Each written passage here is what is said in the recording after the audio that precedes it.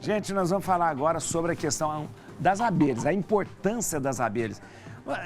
Eu disse antes, e não estava exagerando, as abelhas têm uma importância tão grande no nosso ecossistema, que caso elas venham a ser extintas, isso pode comprometer a própria existência da raça humana. Olha que coisa maluca isso. Vamos ver agora o VT e depois eu converso com uma entomologista. Vamos lá.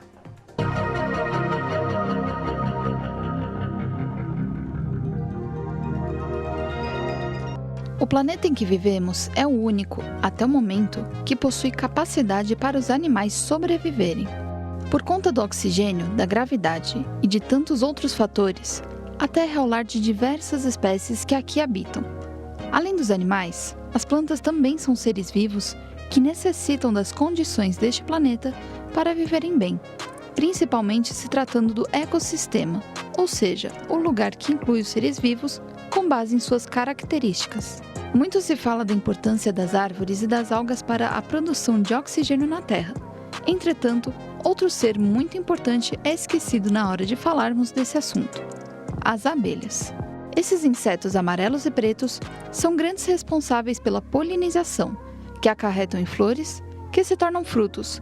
Sem a importante missão delas, a população mundial não teria comida para poder sobreviver. Apesar disso, as abelhas entraram na categoria de possível extinção e já se fala sobre abelhas robóticas para auxiliarem as abelhas de verdade. Veja mais sobre o tema agora no Papo Reto. Viu, gente? Como é importante, como é muito relevante o assunto que nós vamos trazer aqui hoje. Por isso eu recebo aqui na Rede Vida de Televisão Kátia Paula Aleixo. A Kátia Paula Aleixo é bióloga, mestre em entomologia, ciência responsável. Entomologia é a ciência responsável pelo estudo dos insetos, né? Pela Universidade de São Paulo, estudiosa das abelhas há mais de 10 anos, né? Consultora científica da Associação Brasileira de Estudos das Abelhas, que a sigla é abelha, né?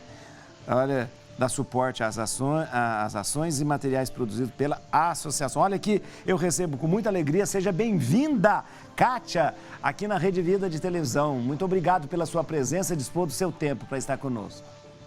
Obrigada, padre. Boa tarde a todo mundo que está assistindo e é um prazer estar aqui com vocês hoje para falar sobre esses importantes insetos. Olha que interessante. Eu no começo do programa, não sei se você de repente estava acompanhando, mas eu cheguei até a falar que a falta da abelha ou a extinção das abelhas pode comprometer a nossa existência também. Eu exagerei ou não, Kátia? As abelhas, elas são super importantes, né? Porque o principal serviço que elas prestam a gente é o serviço de polinização, que é imprescindível para a reprodução das plantas. Então, para a gente ter uma ideia, 90% das espécies de plantas com flores que a gente conhece atualmente dependem em algum grau das abelhas e outros animais também para realizarem a polinização. E isso significa plantas que fornecem frutos e sementes para diversos animais. E especificamente para a gente, né, elas têm um papel super importante na reprodução dos cultivos alimentares. Então, aqui no Brasil, por exemplo, 60% dos cultivos utilizados para alimentação, produção de grãos, fibras, dependem também em algum grau da polinização realizada pelas abelhas e outros animais.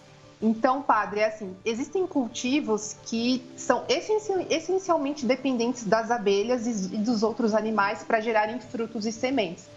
Por exemplo, o maracujá, o melão, a melancia. Outros, eles dependem moderadamente. Então, na ausência dos polinizadores, a gente tem a produção. Por exemplo, o café, a laranja, o morango.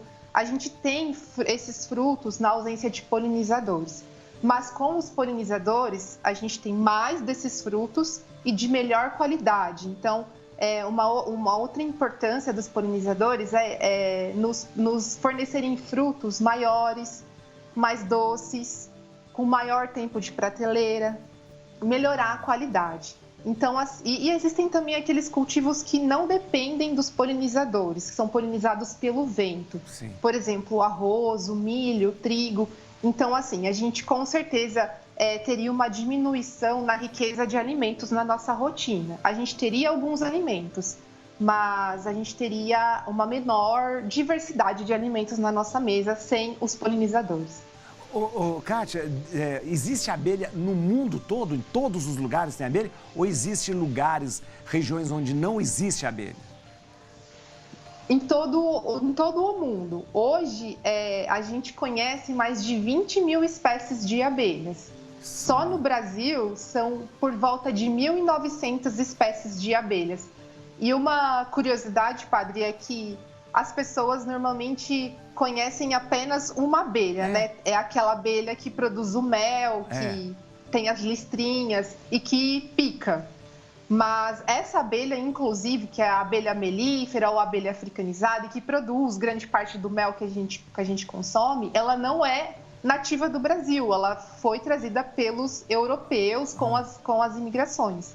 As nossas abelhas nativas são as abelhas que são sociais e produzem mel também, são as abelhas sem ferrão.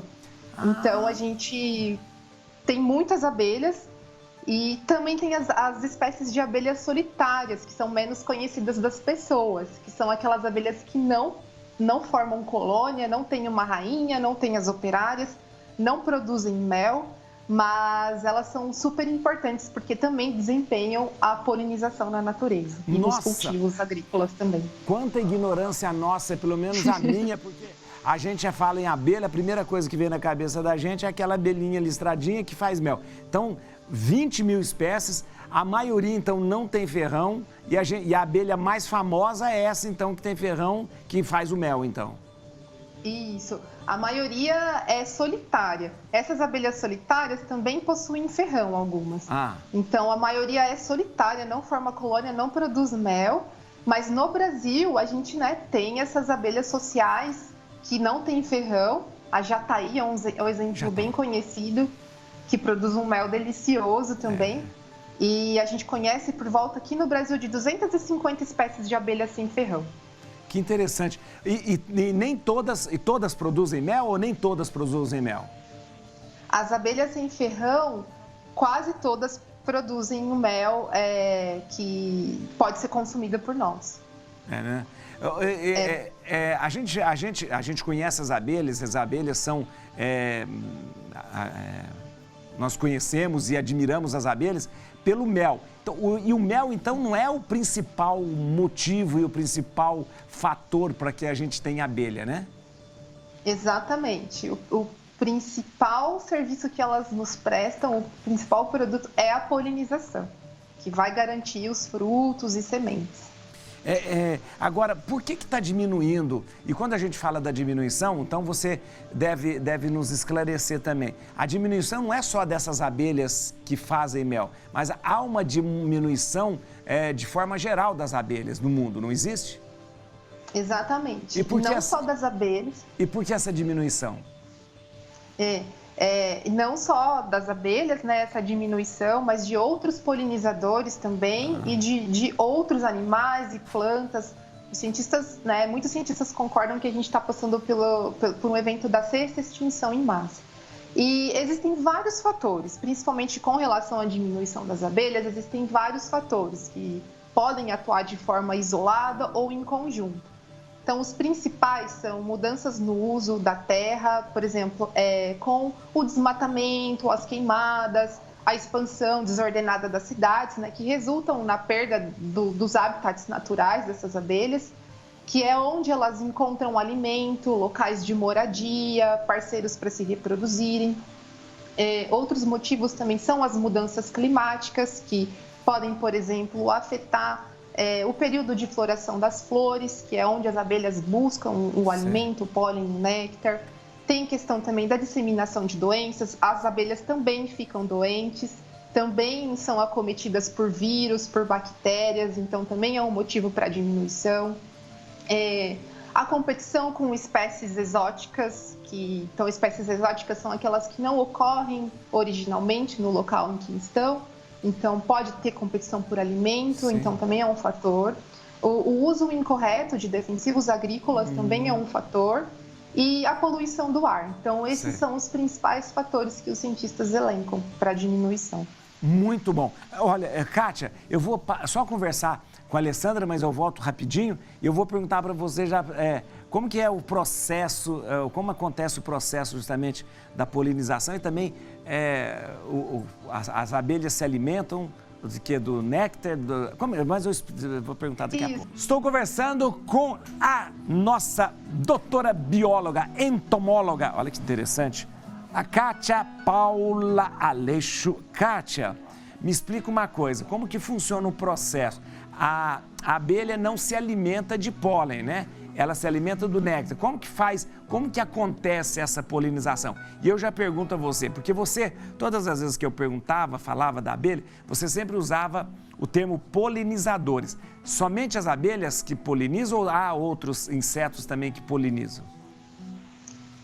Com relação ao que elas buscam nas flores, padre, elas também buscam o pólen. Então, o pólen é a fonte de proteína das abelhas, é como se fosse a nossa carne, né? E o néctar é a fonte energética, é a fonte de açúcar. Então, ela vai nas flores em busca dos dois recursos. E então, quando ela vai buscar esses recursos e voa de flor em flor, dependendo do comportamento que ela apresenta ali, então ela realiza a polinização. A polinização, ela é simplesmente o processo de levar os grãos de pólen, que contém o gameta masculino da planta, até a parte feminina da flor. Então, nesse processo de levar, após esse processo de levar o grão de pólen, ocorre a fecundação do óvulo pelo gameta e aí a frutificação. Então, as abelhas, né? A gente diz que esse processo de polinização, ele é acidental, ele não é intencional realizado pelas abelhas. As abelhas, elas querem coletar alimento e aí o comportamento delas gera a polinização. E não só as abelhas são polinizadores, então a gente tem outros animais, os animais em geral que buscam alimento nas flores, né, podem realizar a polinização. Então a gente também tem moscas, besouros, borboletas, né? Borboletas a gente vê bastante coletando néctar no jardim, principalmente. Também tem o morcego, é um agente polinizador, o beija-flor. E também existe aqueles agentes polinizadores que não vivos, por exemplo, o vento e a água também agem nesse processo de transferir o grão de pólen. Mas as abelhas, elas são as mais eficientes. Muito interessante. Elas são as mais eficientes. Kátia, como que funciona? Você escutou no começo, no VT, falava sobre as abelhas eletrônicas, ou robôs. Você acha que isso, de repente, pode ajudar, pode haver assim, um auxílio para que, de repente, não se perca essa questão? Você, como cientista, como bióloga, qual a sua opinião sobre isso? Essas abelhas eletrônicas, elas podem ser um complemento na polinização, né? Mas a gente tem que ter em mente que as abelhas, nossas abelhas, os organismos vivos, eles são os mais eficientes nesse processo. Principalmente porque elas prestam esse serviço de polinização de forma gratuita para a gente. Sim. Então, esse que é o pulo do gato, né? Eu tinha falado anteriormente, mais de 60% dos cultivos agrícolas aqui no Brasil, elas dependem em algum grau desses polinizadores para frutificar.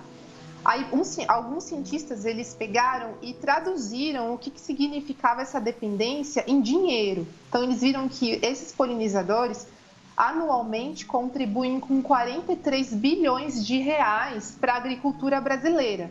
Então, sem os polinizadores, a gente não teria esses 43 bilhões, ou os agricultores, para atingir a eficiência que tem hoje, eles precisariam gastar 43 bilhões de reais. Então, a grande importância das abelhas está nesse processo, elas prestam esse serviço de forma gratuita para a gente. Então, é essencial que a gente tenha elas como aliadas. Kátia, a gente sabe que os apicultores, ou a maioria dos apicultores, a intenção deles é a coleta do mel, para que ele seja comercializado e tal. Ou seja, você vê esse número grande de apicultores como algo que possa também influenciar na extinção das abelhas ou não? Ou é o contrário? Eles ajudam? Depende. Então, na apicultura, né, ela é a criação da abelha melífera, que é aquela Sim. abelha que pica e tal. Então, eles possuem práticas, né, de manejo ali das colmeias que ajudam, sim, essas abelhas. Então, uma das práticas, por exemplo, é multiplicar os ninhos que eles têm. Então, eles têm lá de como tá com uma população boa, uma quantidade boa de alimento, eles multiplicam e de uma fazem duas. Sim. Então, e de certa forma, como a abelha é o que gera renda para eles, eles precisam conservar as abelhas. Mas também existem práticas apícolas que podem causar algum impacto negativo no ambiente, sim. Por exemplo, o transporte inadequado de colmeias. A gente precisa ter cuidado quando leva uma colmeia de um lugar para outro, porque junto com aquela colmeia a gente pode estar levando doenças, por exemplo. Então, introduzir algum vírus, alguma bactéria num ambiente que antes não existia. Então, a apicultura, ela precisa ser realizada com bastante cuidado também, porque ao mesmo tempo que ela ajuda na conservação, se ela for feita de forma inadequada, ela pode causar impacto negativo, sim, como qualquer outra atividade. Então, a gente precisa ter muito cuidado. Tá. E agora, eu juro que eu faço a última pergunta, eu tô tô adorando. O que a gente pode fazer para evitar? Geralmente a gente vê a abelha como produtora de mel e às vezes meio vilã, porque a gente corre da abelha, a gente mata a abelha, entra uma abelha dentro de casa, a gente quer matar a abelha correndo, claro. Agora, qual é o papel nosso, de repente, para evitar essa possível extinção das abelhas, visto que há uma realidade que nós estamos vivendo e é um dado real que elas podem ser extintas, né? Isso.